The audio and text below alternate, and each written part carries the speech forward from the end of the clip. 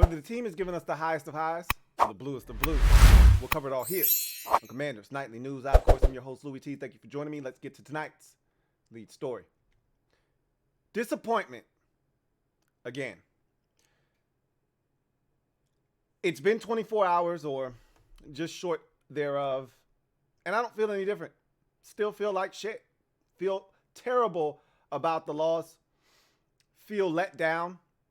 Feel a lot of different emotions. And the biggest one that sticks out like a sore thumb is disappointment and disappointed. Disappointment, and I've explained this before if you've listened to me on the podcast, but I think I've explained it on, one of the Washington shows before, on one of those live streams where we've been just going, for 3-4 hours, and we just talk about various topics, regarding this team. And disappointment is one that I think this team seems to evoke out of me in terms of emotions quite often.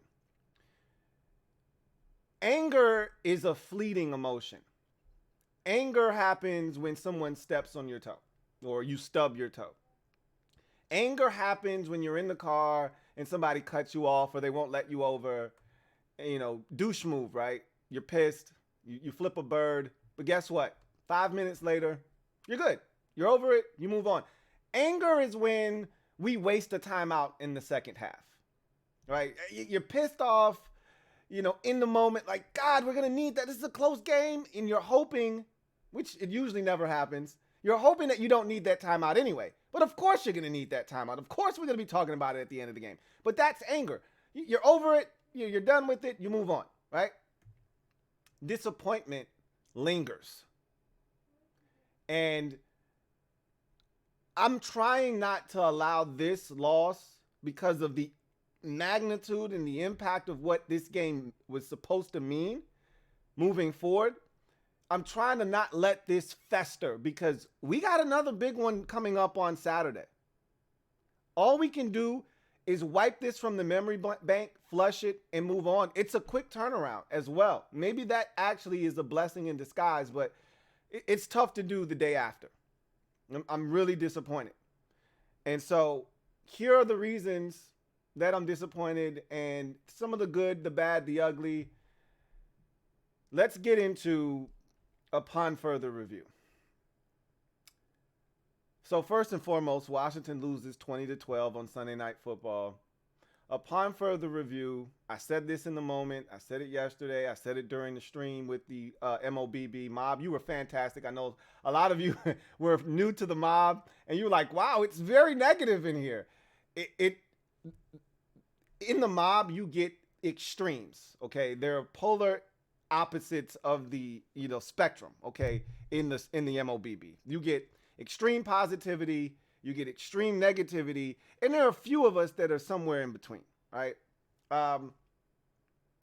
If we're winning, you get extreme positivity. It's a great place to be.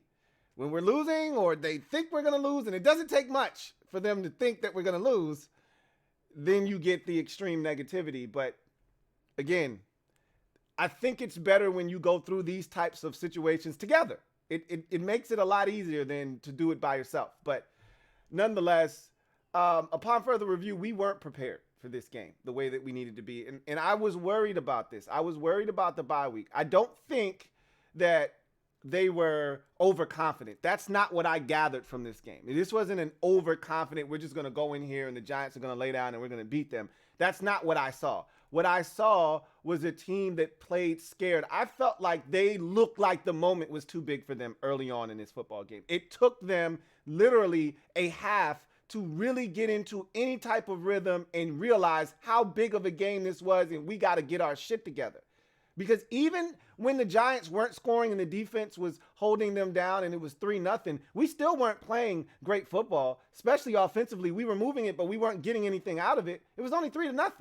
It felt like we dominated that first quarter, and we truly did. We had 18 plays. They had 8 in the first quarter, and yet it's 3-0.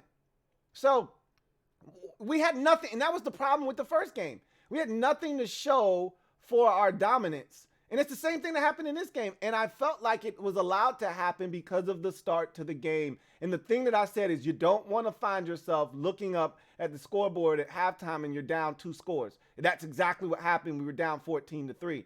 And that's what you didn't want in this game. That's what you couldn't afford in this game because we're not a come from behind type of team. We're capable of it, but that's not where we want to be. And so I just thought they came out and the moment felt too big for them. Felt too big for the coaching staff. It felt too big for the offense.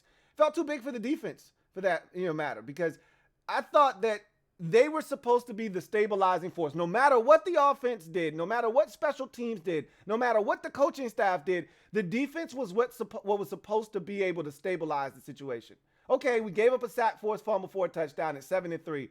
You stop the bleeding right now. Don't let the Giants go on an 18-play, 97-yard drive featuring a 4th and 9 conversion. A 2nd and 15 in there as well. Don't let them overcome some of the obstacles that were thrown in their way on that drive en route to a touchdown on a marathon drive. But you didn't. You didn't turn the faucet off. You didn't stop the bleeding. And so 14-3, I was in the mob and I told the mob, I said, this next sequence of plays is huge because there's a massive difference between 10-3 heading into half and 14-3 heading into half. And what happens, we come right out of the 2-minute warning and Saquon Barkley shifts over to the center position out of shotgun and we act like we've never seen a direct snap to a running back before and he walks into the goddamn end zone. It's a joke. Upon further review, we were not ready for the moment. That's on the coaching staff because Ron sets the tone. And so upon further review, I said this yesterday, I'm going to reinforce this right now. We came out looking not to lose this game. We played not to lose. The Giants played to win. We had a 4th and 4 from the Giants 34. I said this last night. You got 2 options in that situation. I don't hear shit about the wind. That wind was flowing, but it wasn't howling. Okay? It wasn't howling. You could have, and look, they know their kicker. Okay? So you got 2 options. If you know you saw Joey kicking it in pregame and you didn't like what you saw, fine. Go for it on 4th and 4. Okay? You got 2 options. The third option doesn't exist, which is punt. That option doesn't exist. And yet you created an option for punting and then to make matters worse, he catches it at the 10 and runs it back to the 30. So 4 yards is what you netted by punting the football. 4 yards, like that's a joke. And you know what that was? In a twisted way, that was really the football gods laughing in our face like, you're going to punt from the 34-yard line on 4th and 4? Either you're kicking a field goal there, dude, or you're going for it. You're going to punt? All right, well, I'm going to make sure you pay for that because that's a dumb decision. That's loser football. That's what that is. And that was one of the biggest takeaways of the first half is, the Giants are here to win and we're here not to lose. There's a stark difference between the two. Upon further review, the offensive line was the single biggest reason we did not win this game. You can sit here and point fingers here, there, and everywhere. And I'm going to lay it all out for you in this show, but the offensive line wasn't good enough. Piggybacking off of that, upon further review, a hurt Trey Turner is a useless Trey Turner. Okay, so this is the guy that had a quad injury earlier in the season, played like hot garbage, got benched in favor of Sadiq Charles, and Ron told him, hang around, we're going to need you. He gets healthy, he comes back, and he actually plays well. Then he sustains another injury, misses 2 games, and what I've gathered is he just doesn't play well hurt. He's not right. He's not 100%. And he's probably not going to be that the remainder of the season if you continue to play him. So what I imagine would be the smart thing to do, the responsible thing to do, because I told you guys last night there was a play, and I said, I got to sync it up. But I watched it live on the TV copy, and I said, I got to go back and sync it up to see if there was pressure in Heinecke's face at the time that the receiver, and I didn't know at the time who it was, whether it was Curtis or Jahan, and ultimately it was Jahan Dotson. But I told you guys last night, I said, There was a play where there's a receiver wide open for a touchdown. On the third down where Heinecke takes a sack, and if Heineke's got enough time, that's a touchdown, right? Giants blow coverage. And ultimately, it's Trey Turner on the play. They're supposed to be double teaming. All right, Wes Schweitzer expects help to his right, where Trey Turner is blocking no one, and he's supposed to be helping Wes Schweitzer double team Dexter Lawrence. What does he do? He gives this half-ass cockamamie excuse for a damn double team, lets Dexter Lawrence split right through him, and Wes is like, bro, what the F? And now Heineke's got a flush. Azeez Ojulari steps up. It's a sack, and all of a sudden, an opportunity for a touchdown goes by the wayside. That's the first possession of the game. That's the touchdown that you're looking for to start the game off, to really put the Giants on their heels and let them know, hey, you in for some shit tonight. That's the opportunity. And it's squandered. And I talk about this on the film breakdown all the time. It's just little subtle things here and there. But that's the shit that gets you beat in this league. When you have such a small margin of, we're not Cincinnati. Cincinnati was down 17-0 to the Tampa Bay Buccaneers on the road. 17, they were getting drubbed. And in a blink of a damn eye, those boys scored 20 points, took the lead, and went and left them 27-17 and won that game. We're not Cincinnati. We're not explosive and dynamic. We can't spot teams 14-3 leads. We're not that outfit. That's an opportunity for a touchdown. We ended up punting on that possession. We didn't even try a field goal. We didn't try to go. We punted on that possession. That was a touchdown. And because Trey Turner decided he had something better to do than to double team Dexter Lawrence and gave a piss poor effort, Taylor Heinecke steps up, ends up getting sacked, and we miss an opportunity for 7 points.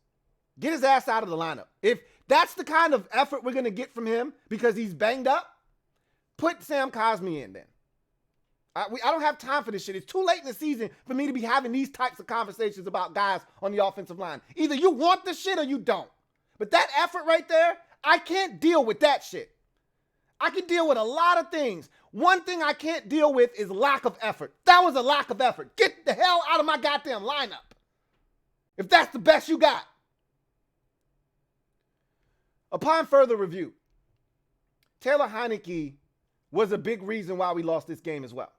There's no ifs, ands, or buts about it. He played, I thought he did some good things in this game. But make no mistake about it.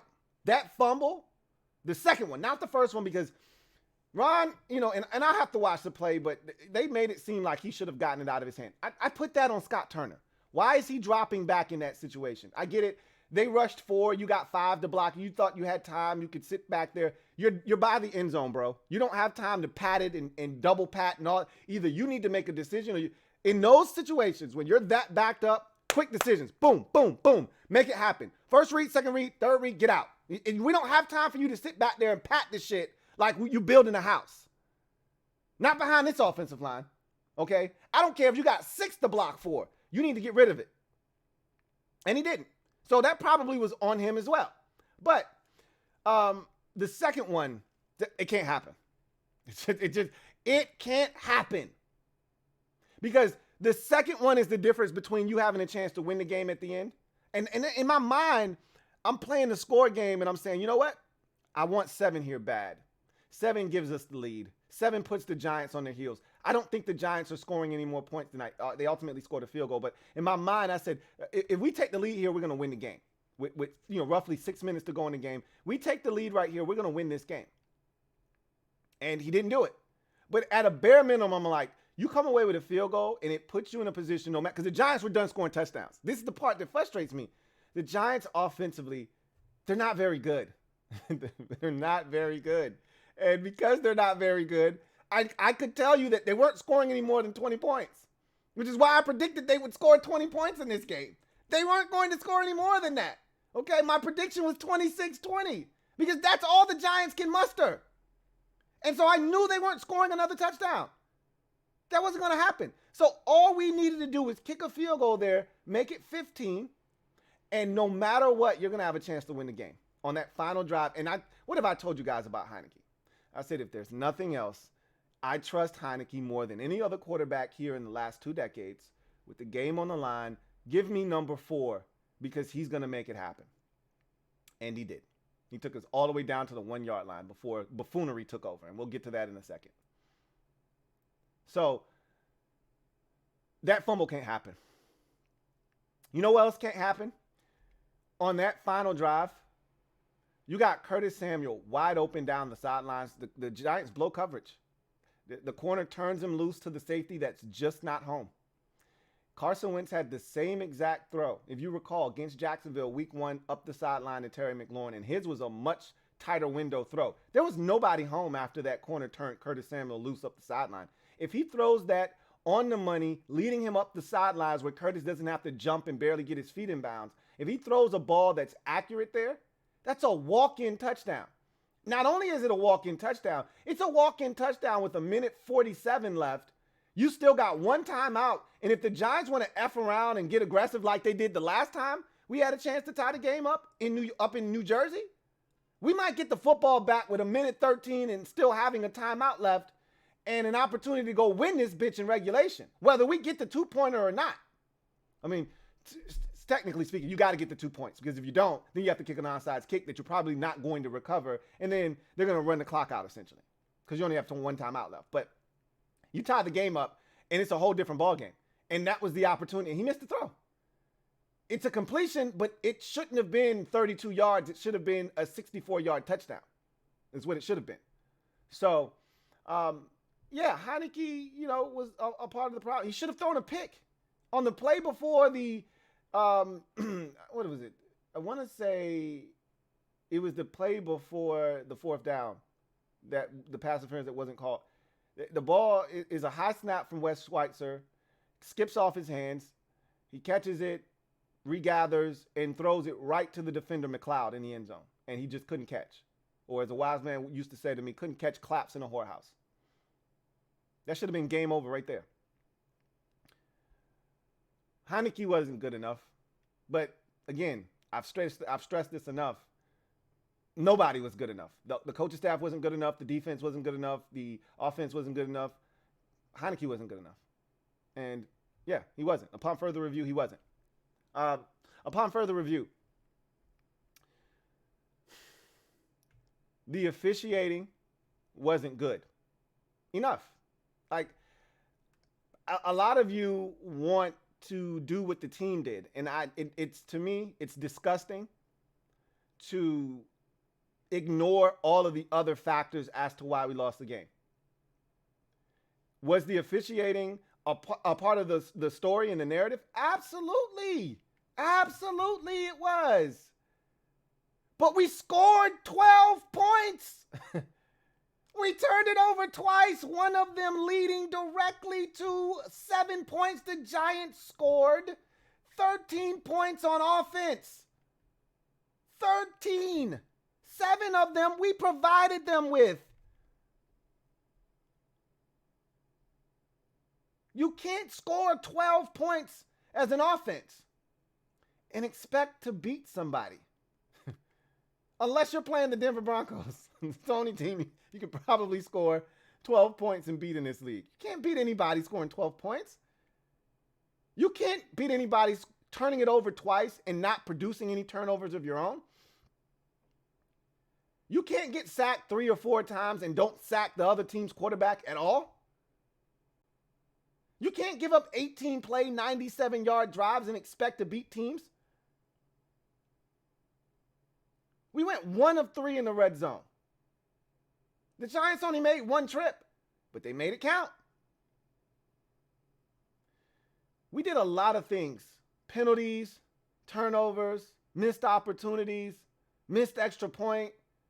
We did a lot of things that put ourselves in the position that we were in at the end to allow the officials. And my thing has always been, don't allow the officials to have that opportunity to screw you. This league's officiating is terrible. We know this to be a fact. I watched the Raiders game. Clearly, Keelan Cole's foot is out of bounds. If you watch the Raiders game like I did, there's no way you're watching that in the moment thinking, okay, that's a touchdown. They're going to overturn that. They didn't just say the call stands. They confirmed that it was a touchdown. How could you possibly do that? The officiating is bad. It is what it is. Deal with it. We're not the only team getting hosed and screwed on a weekly basis. Everybody's got horror stories. Add ours to the list. Okay? Guess what? Don't allow the officials to be in a position. Yeah, the Terry situation. That's effed up. That dude looked like he was throwing the flag no matter what. Again, I have no words for that. And I tweeted out Dean Blandino, who was the ex-head of officiating, his, explanation, and he said, that's irresponsible officiating. You don't throw that flag with 12 minutes left in the first quarter. You don't throw that flag with 1 minute left in the fourth quarter. You don't throw that flag. It's too technical. Terry's not gaining an advantage by doing that. And technically, he asked the official. The official told him to move up. He moved up. That should be the end of that. He said it was a terrible use of a flag. Couldn't agree more. Guess what? We shouldn't have been in that position. We were. And you'd like to have the opportunity. And I already told you, I had zero confidence Scott Turner was going to dial up a play that was going to allow us to tie the game at 20. Anyway, had we scored. But I would have loved to have had the opportunity. I would have rather lost this game 18-20, or 20-18, than 20-12. And the non-call pass interference call was even more egregious. Guess what? Don't put yourself in that. And we didn't have to be in that position. That's the thing. We didn't have to be in a position where we needed that. If Scott Turner, upon further review, a lot of you are absolutely killing Scott Turner today. I'm not going to stop you. I'm just going to tell you this. He wasn't as bad as you think. I get sick and tired of saying the same thing when it comes to Scott Turner, because at some point I just want him to wake up and just be better. And what I'm realizing is that's just not going to happen, right? Scott Turner, I thought, called a B- C+ game. A lot of you were giving him an F. We moved the ball up and down the field again against this Giants team. Last time we played them, we had 400 yards and like 411 yards of total offense. This time we had like 387, 382, something like that. We were well on our way to 400 yards of total offense again. We moved the football with regularity. Same shit that happened the last time happened again, especially in the second half. We moved the football relatively easy in the second half. The problem was we didn't finish the drives off. And my problem has always been situational awareness. We had the nice, reverse to De'Ami Brown for 15. I thought there was some good play calls in there. When we got it rolling, we got it going, man. Got Jahan Dotson free a bunch, and he had over his first 100-yard game of his career. And there were some good things Scott did in this game. But once again, you didn't feed the beast down inside the red zone. For whatever reason, Scott Turner is allergic to running the football in the red zone. And when he does, he wants to get creative and do it with Curtis Samuel. So let me get this straight. The guy that's dragging 3 and 4 Giant defenders for 4 and 5 yards at a time is the guy that got you down here with an 18-yard run. I get it. He's sucking wind on the sideline for a snap. And so you decide you want to give it to Curtis. Curtis either gets a yard or gets nothing. At that point, can you reinsert Brian Robinson back into the game so he can run over 3 Giant defenders and drag them down to the 1-yard line so we can quarterback sneak it or do whatever the hell we have to do to get in the end zone? If the guy's getting 7 a pop, why aren't you giving it to him in the red zone? And this is a weekly occurrence. We get down there and it's everybody but Brian Robinson. Remember that touchdown against Philadelphia? That was all Brian Robinson. He gets contacted at the 2, keeps turning his feet, backs a 315-pound defensive tackle in Fletcher Cox into the end zone and stretches the football over the goal line. That's all Brian Robinson. That's what we need in the red zone. I don't need Antonio Gibson, who's the tiptoe burglar down there, getting the football. I don't need to be doing these cute, gadgety handoffs to Curtis Samuel when we get in the red zone. Now it's nut cutting time. When you get inside the 10, you get inside the 7, the 5, it's nut cutting time. Let me get my hammer. All right? Let me get my hammer. Bring Brian Robinson in the game so we can do this the right way. And for whatever reason, he goes away. We have a 6'5" tight end. We have a 6'6" tight end. We have a 6'5" receiver. And yet we get into the red zone. Look, our tight ends are useless from 20 to 20, they're useless. That's what it feels like, at least. Other than blocking. And sometimes they don't even do a good job of that. They feel useless in the receiving game, right? We get nothing out of our tight ends on a weekly. Boy, I never thought I'd find myself saying this when we went to training camp. Boy, I miss Amani Rodgers. Oh, man. Well, and I told you when he got injured, I said, sneakily, that's going to be a very costly injury, okay? And it has been. But the one thing we could get out of these tight ends, because we're not asking them to separate. We're not asking them to go be athletic. Just go up and get the football. Just go high pointing. Go do the thing that you're accustomed to doing. And that's go up, climb the ladder, and go get the football. And yet Scott Turner fails to give those guys opportunities. How about simply isolating your best guy one-on-one, get trips to one side, put Terry on the other side, or put Jahan on the other side, and just let him run a slant. Isolate him from everybody else. Just run a slant.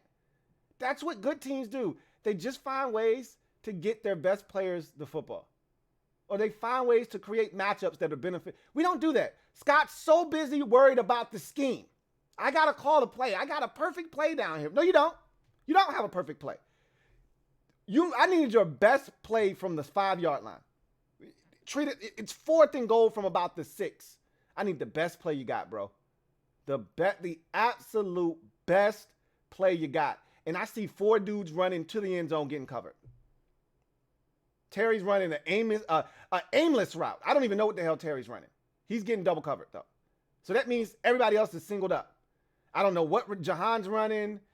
Logan's running to the goal line and stopping. That's an easy stop, right? That's an easy. As a defender, you're just standing there. You wait for him to turn around, and then you just run and stand in his back. If he throws it, you knock the ball down, and it's game over. Like, we're running easy, simple concepts for defenses to stop. Nothing unique. Nothing. So if you're not going to be special as a coordinator, then do the easy thing. Do the lazy thing. I would. Isolate Jahan one-on-one. Trips to the other side. Jahan on the other side by himself. Run a slant.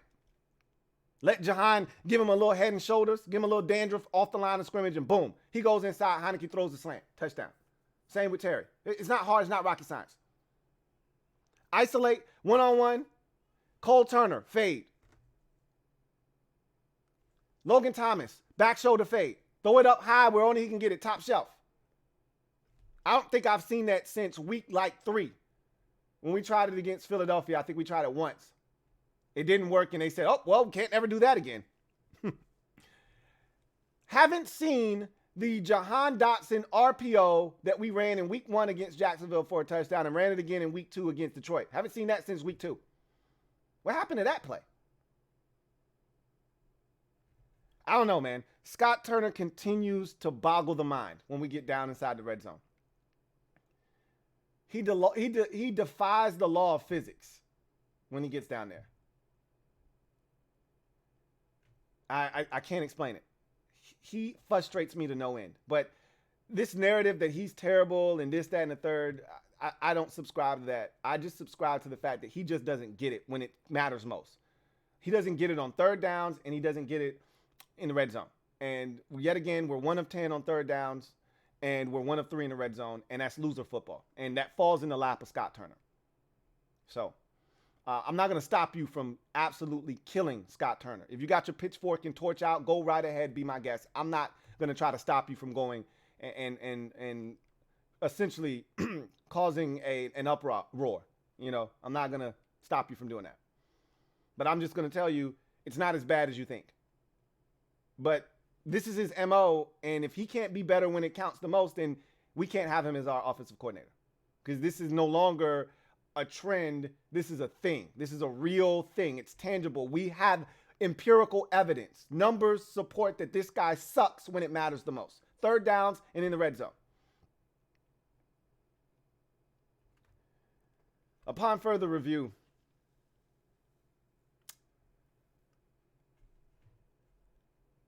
the Giants were targeting Danny Johnson.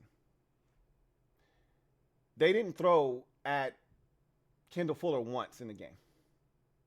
Wherever Danny Johnson was lined up or wherever Bobby McCain was lined up, that's where they went. They just stayed away from 29.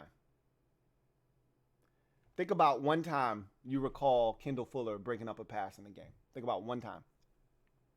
You can't because he didn't. They didn't throw to his direction. It was either wherever Bobby McCain was lined up or it was where Danny Johnson. And I thought Danny held it down. I thought Danny, I thought he played off in soft sometimes, but for the most part, I thought Danny held it down. I thought Bobby McCain was the biggest culprit in this game. He got cooked. And I'm not upset because Bobby went from being a free safety to a nickel defender. And he's done it before, but he hasn't done it full time in a long time. So it's going to take some getting used to. It's more about muscle memory for him, just doing it, repetition over and over again. But it's 4th and 9. I need it. Like Richie James can't get open like that on 4th and 9. I'm sorry. Upon further review, the coaches let us down in this game.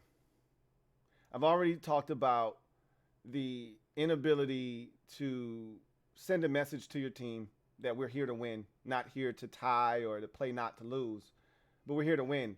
And even if you don't convert 4th and 4, at least the statement is made to the team that, hey, we about that life tonight, and we're going to do whatever it takes to win. You sent a message that we're going to be passive aggressive, we're going to play uptight, we're going to play scared, we're going to play conservative.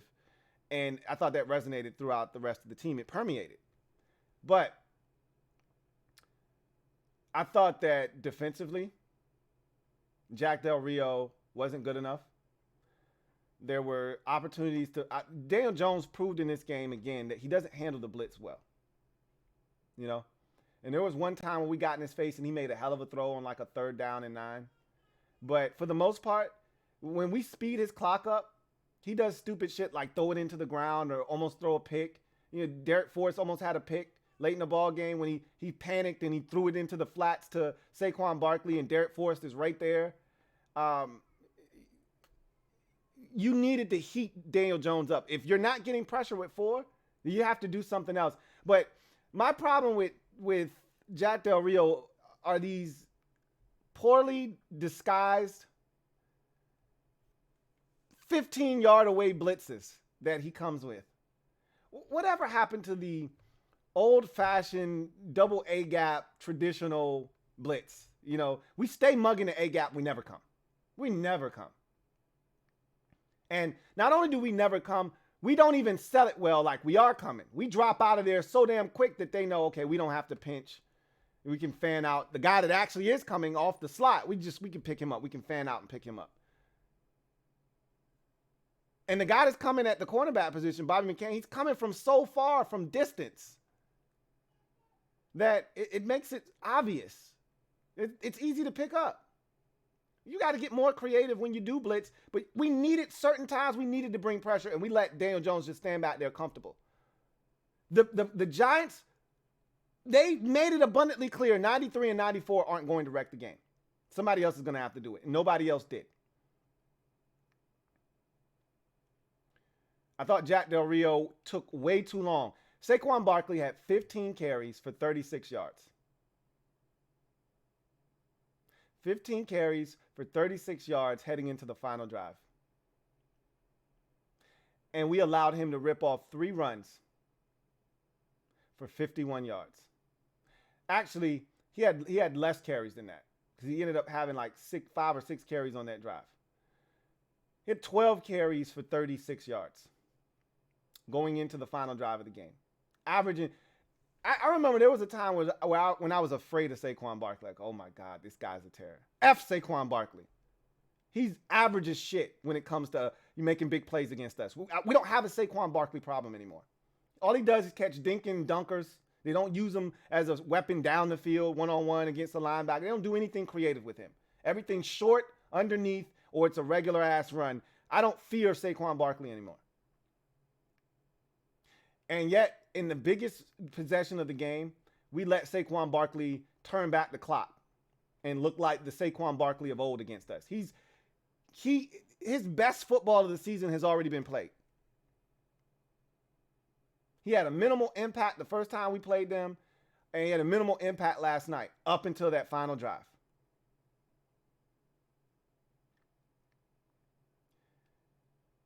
The first 13-yard run that he had on that drive, John Ridgeway should be in. No ifs, ands, or buts about it. They weren't going tempo. There was no excuse why you couldn't sub in. John Bostic, get your ass out. John Ridgeway, get in. All right, let's shut this shit down. Make Daniel Jones move them down the field. If he wants to throw the football, let Daniel Jones throw the football. They waited until the man ripped off 3 runs for 51 yards and got into plus territory before they decided to stop the bleeding. It's too damn late now. Shame on the coaching staff. Shame on them. I'm at home and I'm saying after the first run, I need 5 on the line. I need my 5. Where they at?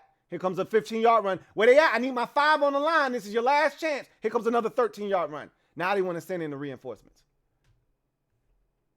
Why are you taking so long in a crucial spot like that to make the adjustment?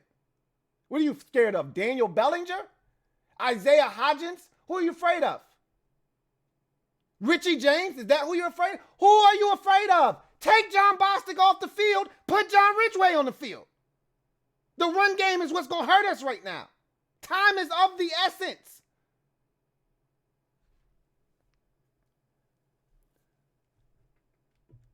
Upon further review, I'm done with. I don't want John Bostic on the roster next year. I don't want this man any. I don't care if we have to clean the linebacker room and rid of all players except Jamin Davis and start anew and bring in 2 dudes in free agency and 2 more in the draft. Do it. I don't want to see John Bostic anywhere near this roster next year. Nowhere close. I don't want John Bostic on this team. Because if he's on the team, he's going to find his way. He's going to weasel his way into the starting lineup somehow. This is the last year of this shit. I can't take it anymore. I don't want John Bostic on the team next year. He is as useless as it gets. Smart football player, all of that good shit. He don't make a damn play. Ever. He's passive aggressive. He's out in the flats one-on-one with Saquon Barkley. He gets broken off, and Saquon, all he did was give him a subtle-ass hezzy. He didn't do anything special. He didn't break him down, nothing. And this man looked like he was trying to tear his damn Achilles. Are you kidding me? Get this man off my goddamn field. Shit is sickening. And there's actual fans out there clamoring and saying, claiming that we don't miss Cole Holcomb. Oh, really? You got to be out your goddamn mind. Upon further review, Jahan Dotson and Brian Robinson are slam dunk draft picks. There's a video that the Washington Commanders put out during the draft where you could hear GM Martin Mayhew lobbying for Kenyon Green, the offensive lineman out of Texas A&M, to be the pick at 11 if Washington is to stay at 11. They move back, and he wants Kenyon Green. He thinks that, oh, you moved on from Sheriff. We need to bolster the offensive line. He's not wrong, just not that guy. And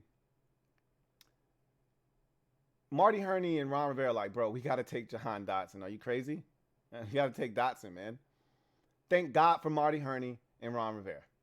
This is why Martin Mayhew is a guy that I don't trust, but I'm a Marty Herney guy through and through. I think the guy is a great evaluator of talent. He was in Carolina. I have no doubts about him. And I hope that his voice holds weight in this organization because Jahan Dotson is a stud. We knew that already, but it's always good to see reinforcement of that. Brian Robinson is an absolute home run of a pick. And nope, he's not Kenneth Walker. Nope, he's not Breece Hall. He's not that dynamic, home run hitter. But boy, does he hit some awesome doubles and singles, right? And I think when he gets even healthier, there'll be the occasional triple. I don't think he'll ever be a home run hitter. He'll never hit for power. But the average is going to be excellent. He'll be chasing after 400 every single year from a batting average standpoint because he's going to hit a lot of singles and doubles, man.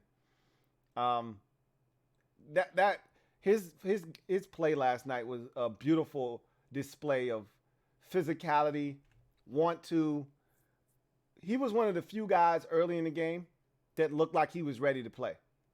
I couldn't really vouch for many more guys early on. Well, he was dragging 4 and 5 defenders and picking up 15 yards on a run that was first contact was made after 6, 7 yards, and he ends up getting 15. He was ready. Unfortunately, not everybody was matching that energy, but I love the young fellas. And that's why I'm so hopeful for this team if we can just figure out a few things, mainly the quarterback position, because and the offensive line for that matter. I can't gloss over that and act like that's not a real problem. Because one of the reasons you can't put Carson Wentz in is because that line last night that you saw doesn't give you the confidence that Carson Wentz is going to be able to stand back there tall like he needs to be able to do and deliver the football. You can't have Carson Wentz back there with cement in his shoes. You'll get sacked 6 or 7 times, and the offense will really bog down. So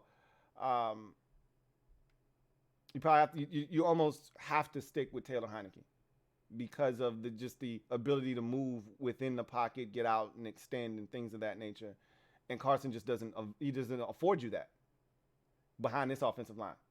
So offensive line is going to be a big point of emphasis in the offseason, but quarterback has to be as well. But boy, do we have some talent, man. Between Terry, Jahan, Curtis, Brian Robinson, Antonio Gibson, the cupboard is definitely, and Amani Rodgers, like the cupboard is definitely full, man. There's a lot of shit here. De'Ami Brown is another guy that I think is emerging. He's starting to gain confidence. The cupboard is definitely full. We got some shit. Now we just need to protect up front and get a quarterback that can deliver the football to all of these weapons that we have. But that's great to see.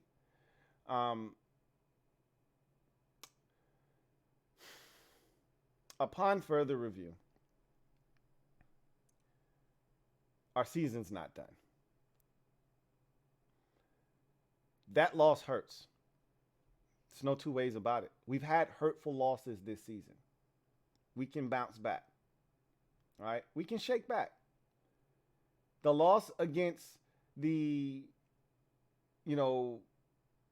Tennessee Titans, just as gut-wrenching as this one was. Similar circumstances, had the football with a chance, down inside the 5-yard line. That was a little different because you had a chance to win. This time we weren't going to win. We could only tie the game up. But we had our chances. Right? You had the ball twice inside the Giants' 5-yard line or inside the Giants' 7-yard line twice in a 6-minute span with a chance to win the game. And you didn't come away with any points. Not 3, none. That's how you lose football games. The Vikings loss. Very similar in how we felt leaving that game. Missed opportunity to win a game. That game was a little different because we were ahead and we blew a lead. This one we were trailing and we were trying to make up a deficit. But same rules apply. Still lost the game in ugly fashion and in a hurtful manner. But what do we do the next week? We shook back against a team that was better than us on the road in a spot where we weren't expected to do anything. Similar opportunity in front of us on Saturday on the road at San Francisco. We got to find a way to do the thing that we've done all season, and that's be resilient. I think this team can, and I feel good about a lot of things going into this game. One that I don't feel good about is Scott Turner having one less day to prepare for the San Francisco 49ers. That doesn't make me feel good and warm and fuzzy inside. But I like the mental makeup of this team. I do. And I know what I'm getting. Now there's no bye week that I have to worry about how the guy's going to come out. They're going to be refocused because of this loss. I really, truly believe that. Now they get to play the underdog role. Nobody's giving us a chance. Now they get to do all of that shit. So we'll see what they do on the road. But this one stings. And somebody said something that I thought was profound to me. As a matter of fact, I'm gonna try to get this comment real quick. And yank this one and read it to you guys real quick because I thought it was very succinct, right? And it makes a lot of sense. And sometimes I get caught up in saying that we are the better team than the Giants. And I believe that. We are. But somebody said, you got to stop saying we're the better team. Now they beat us once and they tied us. And so let me see if I can find the comment real quick. Here it is. Need for the Blaze writes, Lou, we're not the better team. We're the better roster. Sadly, coaching matters, and the coaching staff is part of the team. The roster isn't that amazing that we can overcome poor coaching. The Giants are the better coach team. They proved it by denying us wins twice against them. Perfectly put.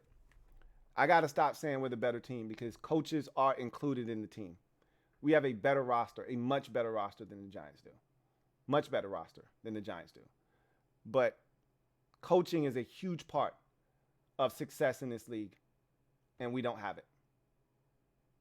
We don't have a better coaching staff than the Giants. So I think that was put perfectly. I'm going to go ahead and transition to in other news real quick. Ron spoke, and one of the things Ron said was he's not moving on from Taylor Heinecke. And I think that's the right move. I don't think that benefits you right now.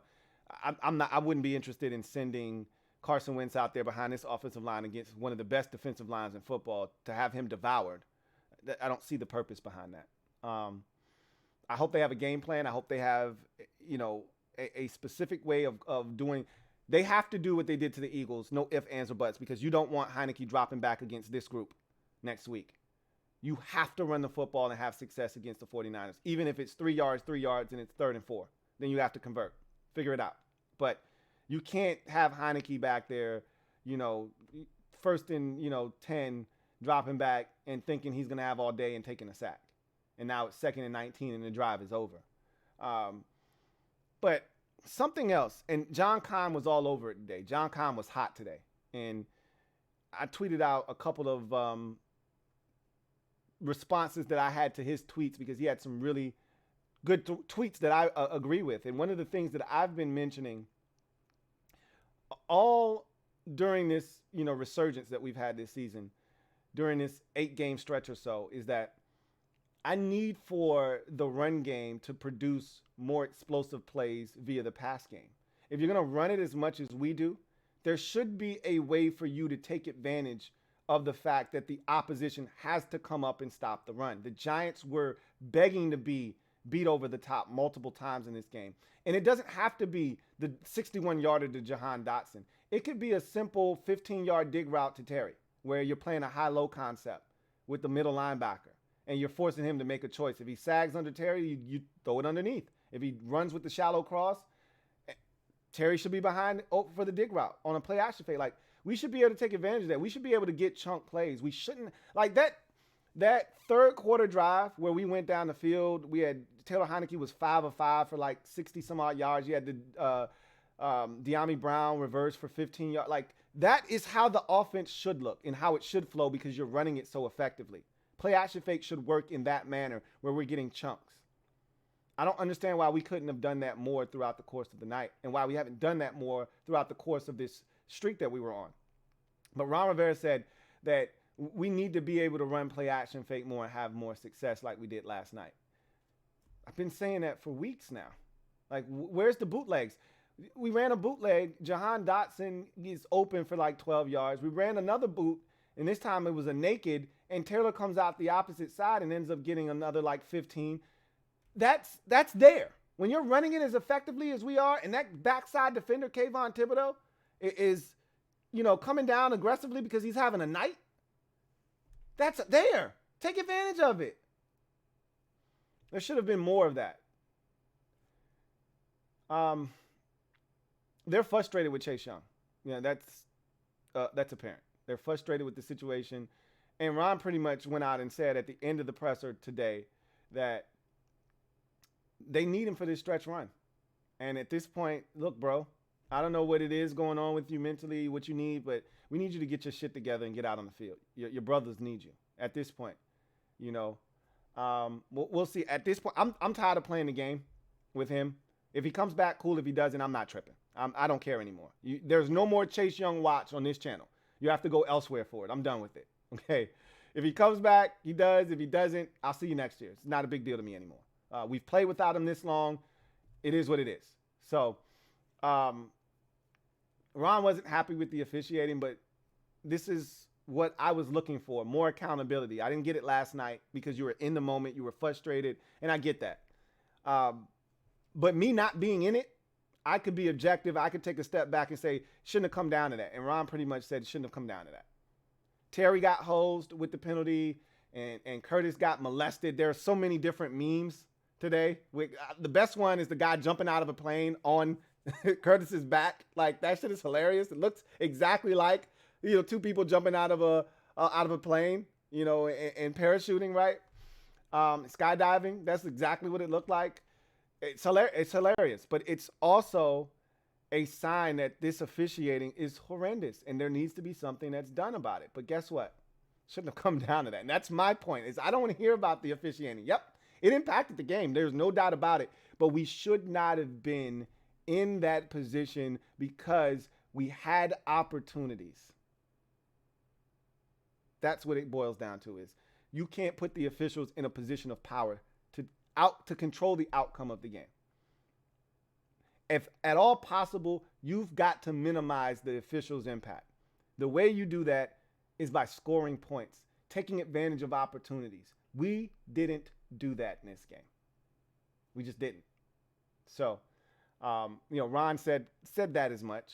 We can't have the mistakes, can't have the turnovers, can't have the penalties, can't have the missed opportunities, but you also don't want the officials, sticking their head into our affairs and making it tough on us, because we already struggle as is. The good thing was last night produced no major injuries. So we'll be going into San Francisco with pretty much all of the warm bodies that came into the game. They left the game relatively healthy, as far as I'm concerned. Now the question begs, do we get Benjamin St. Juste back, Chase Young back? And they've got to do something up front. Trey Turner wasn't good enough in this game. I need them to reinsert Sam Cosmi.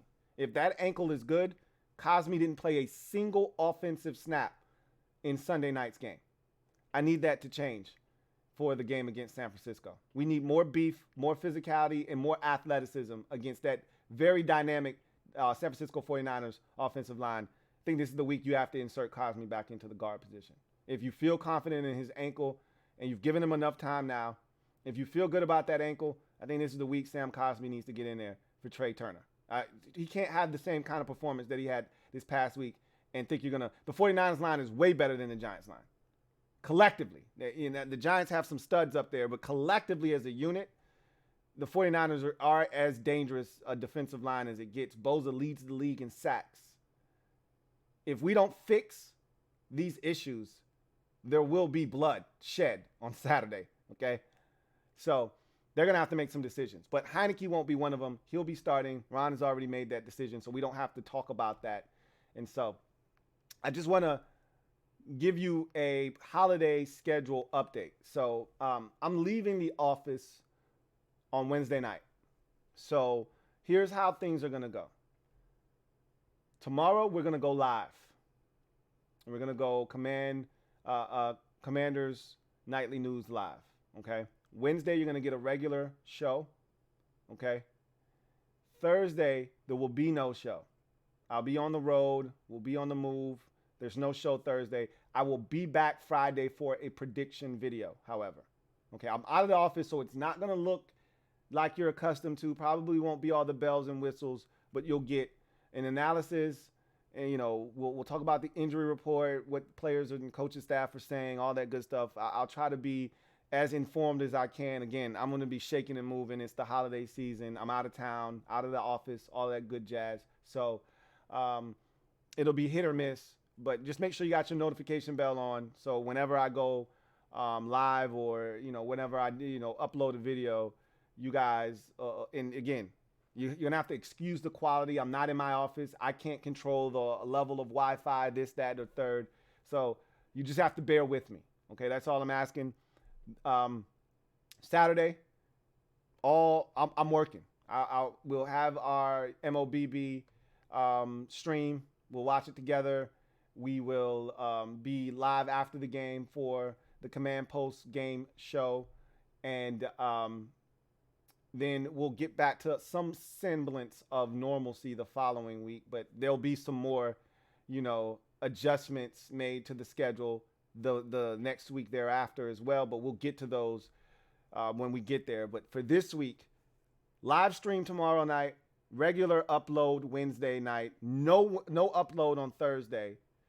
Friday, I'm back with a prediction video. Saturday, where I'll have all the bells and whistles. We'll have the MOBB Mob Squad stream where we're watching it together, and then we'll have the post game live after that, and then we'll go from there. Okay, so just giving you a heads up. Going to be a little bit of a different week, so just be prepared. But in the meantime, try your best to flush this. It's going to be tough, but I think the shortness of this week helps. We don't have a lot of time to let this fester and linger, but boy, I'm disappointed. And disappointment, it lingers a bit. I don't feel any better today than I did last night when I shut my eyes. I still feel like shit over the loss. I still feel like we were the better roster, but we weren't the better team. And unfortunately, this is a team sport, and we didn't get it done. Season's not done. Tomorrow, when we go live, we will go through the playoffs scenarios. We will look at the remaining schedule for all the teams, and we'll go through all of those different things like we always do on Tuesday. So we'll do it live, and then we'll get to all your comments, all your concerns, everything, and we'll start to turn the page to the San Francisco 49ers as well. So hope to see you for that. I'm disappointed, man. I'm not going to lie. Again, my guy Derek B said, I'm tired of this Lucy shit where you run up and they pull the football out and you go flying in the air. That's kind of how I feel as well. Like, they got me again.